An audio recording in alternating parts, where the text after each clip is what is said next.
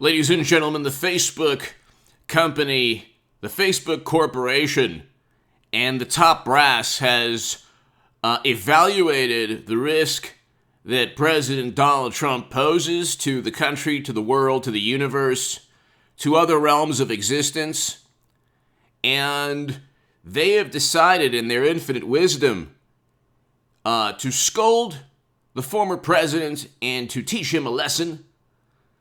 New York Times, Facebook says Trump's ban will last at least 2 years. If he's not good, if he's not, if he's not normal, and if he continues to act in an erratic and unhinged manner, in a way that compels his mindless supporters to commit really horrible things, then it could be longer than 2 years. And they've assessed and evaluated the risk. The decision denies the former president a megaphone, at least through the midterm elections. The suspension was put in place. Okay, we know when.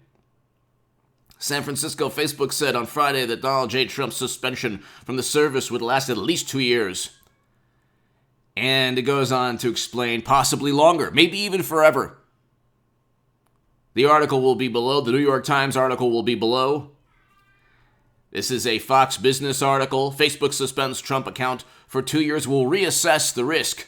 If they're going to reassess, we don't know when the average Trump supporter has moved beyond, has escaped the clutches and the mind control, the orange menace. It takes at least 2 years for people to recover from the orange menace's, clutches and psychic hold on your spirit and soul. So basically, ladies and gentlemen, this is a hilarious attempt at trying to harm Trump politically by people who do not treat Democrats in the same manner that they treat President Trump. Now, when there was $1 to $2 billion in property damage, according to Wikipedia, and the Wikipedia link will be below. $1 to $2 billion in property damage, and over 19 lives lost for months, where there were clashes between very peaceful people and law enforcement, where law enforcement was injured and in many cases ambushed, and the response from Democrats was defund the police and also pay the bail of people, and just words that were basically, you have to get in people's faces. These are words from Democratic politicians that corresponded or that could have compelled people to engage in very peaceful and productive protests that led to $1 to $2 billion in property damage. It's not a rebuttal to simply say, well, it was for a good cause. There is no cause that 19 people or any human being should simply lose his or her life over. I understand that sentence or that statement. People will say, well, there's this or there's that, and, you have 19 lives and $1 to $2 billion in property damage. You don't have the moral high ground or moral superiority when it comes to lecturing. When Democrats preside over worse, it's always fiery but peaceful, with a building in flames behind the CNN journalist. And they spent 4 years complaining about Trump and Russia without a shred of evidence other than, an intelligence report is not evidence. It's simply the viewpoint that could be purely political of an intelligence agency or an intelligence chief. John Brennan himself stated I don't do evidence, I do intelligence. Hit subscribe, by the way, to this channel. Hit subscribe to H.A. Goodman's other channel. The links are below. The link is below to H.A. Goodman's other channel. But how do we get to this point as a country? Democrats had a lot to do with it. Media had a lot to do with it. President Trump is a human being.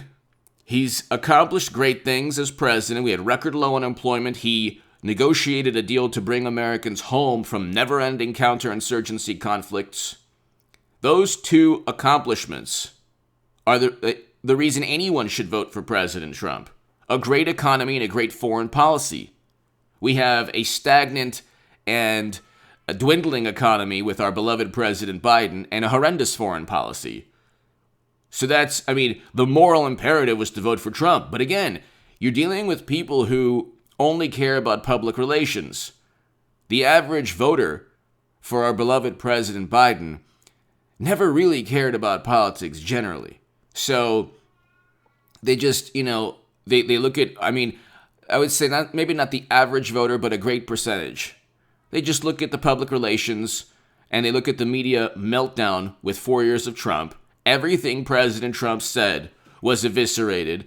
Everything was sensationalized. He said he called them fine people. No, he didn't. He condemned them and 3 different times, and he wasn't referring to those horrible individuals.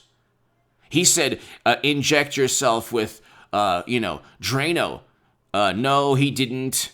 He never said you should do anything. He never said you should do anything. He was thinking out loud about an experimental procedure. Not making not advocating anything. He never disparaged fallen Americans. That was an anonymous quote or anonymous source in a almost certainly fabricated quote where you can't disprove a negative. So the Atlantic article said, oh, he said this. How do we know? Because someone told us he said this. And then months later, the Washington Post has to retract the story and apologize for putting words in Trump's mouth after a transcript is finally released, in which he never said those words. There have been more lies told about Trump than he's told. A lot more lies. And you look at when our beloved President Biden is on a live stream or, any of his, videos, it's not, let's just put it this way, it's not the most popular thing in the world, okay? Anything Trump does, if he gets on Fox News or Newsmax or it's seen by hundreds of thousands, if not millions of people.